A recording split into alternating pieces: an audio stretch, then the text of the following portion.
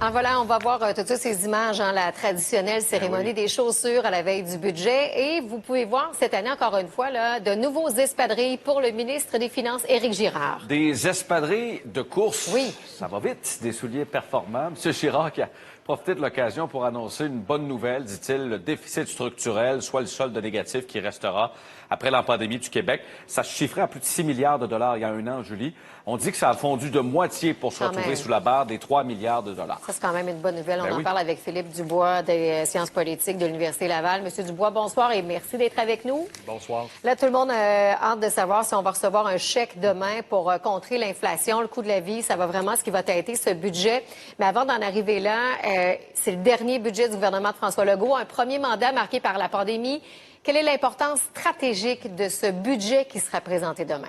Un premier mandat pour la CAQ, un mandat, j'ai envie de dire, confisqué par la pandémie, parce que depuis mars 2020, le gouvernement doit d'abord et avant tout gérer une crise sanitaire et non pas laisser sa marque sur l'avenir du Québec. Donc, c'est un peu pour le gouvernement la dernière occasion, avant l'élection, de laisser son empreinte et de cocher les cases de ses promesses électorales pour avoir un bilan à défendre, un bilan qui va aller au-delà de la gestion de la pandémie. Mais voilà, M. Dubois, vous avez prononcé le mot élection. C'est cette année, là, au mois d'octobre. D'ailleurs, habituellement, on n'a pas l'habitude de voir des gouvernements se serrer la ceinture au niveau du budget avant les élections. Est-ce qu'on peut dire que ce sera un budget électoral demain?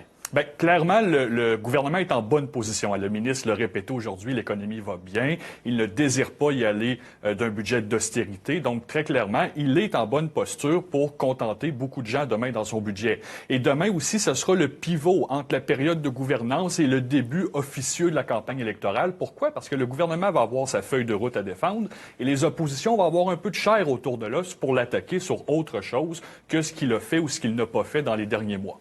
Bon, qu'est-ce qu'il va falloir surveiller, là? On en parlait de l'inflation, c'est très important. Il y en a qui réclament la baisse de la TVQ, il y en a qui réclament des gels des tarifs d'hydro ou encore un chèque dans la malle.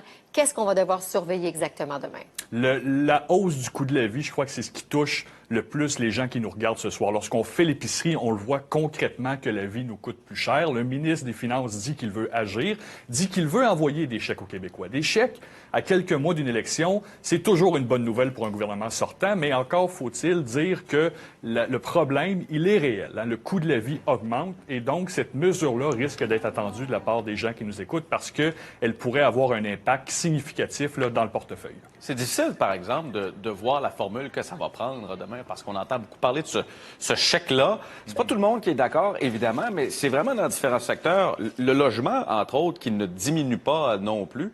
Ce sera tout un défi quand même pour le gouvernement, là.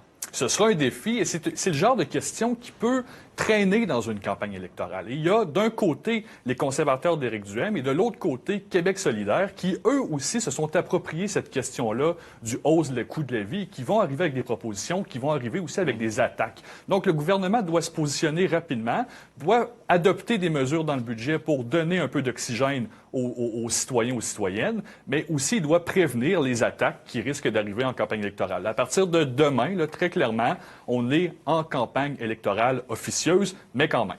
Oui, parlons justement de ce nouveau coup de sonde qui démontre évidemment que le gouvernement de la CAQ à l'heure actuelle est toujours bien en selle. Il n'y a pas de surprise là-dessus, mais encore, on confirme cette montée des conservateurs dans les intentions de vote. Il faut surveiller aussi beaucoup dans la région de la capitale nationale, Chaudière-Appalaches aussi, pour cette montée des conservateurs. Est-ce qu'on se dirige vers une course à deux entre la CAQ et le Parti conservateur? La CAQ, elle est toujours bien installée. Je pense que pour l'instant, il n'y a pas de panique à y avoir. Ceci dit, la tendance du côté des conservateurs, elle est frappante. Ce parti-là augmente. Il augmente, entre autres, parce qu'il est le seul à occuper un espace politique, c'est-à-dire plus critique des mesures sanitaires, plus à droite également que tous les autres partis québécois. Et c'est pour ça, je crois, qu'il réussit à tirer son épingle du jeu. Donc, est-ce qu'il va y avoir véritablement une course à deux? La campagne nous le dira, parce qu'en campagne électorale, il peut se passer beaucoup de choses et M. Duhaime va avoir le fardeau de se défendre, parce qu'actuellement, il peut critiquer sans trop avoir à répondre à ses adversaires, mais il pourrait y avoir le début d'une course à deux, du moins dans certaines régions, dont la région de la Capitale-Nationale, dont Chaudière-Appalaches. On le sait, M. Duhaime compte sur nos régions pour faire des gains.